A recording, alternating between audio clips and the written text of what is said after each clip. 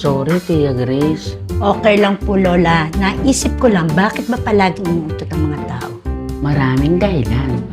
Maaring maraming nakain at hindi nangunguya ng maayos ang pagkain. Maaring puro matataba ang kinakain. Hindi enough ang pagtulog, stress at marami pang iba.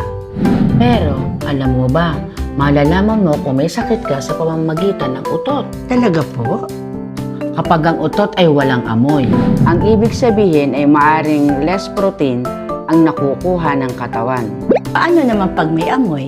Ito ay dahil sa protein na nakukuha mo at sa gulay na may malakas na amoy.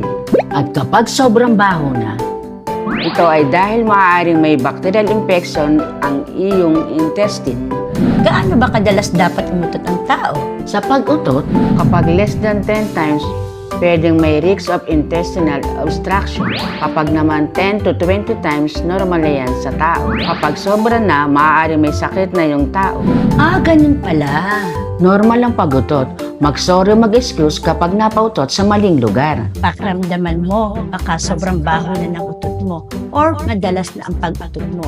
Baka may sakit ka na. O, diba? Learning is fun!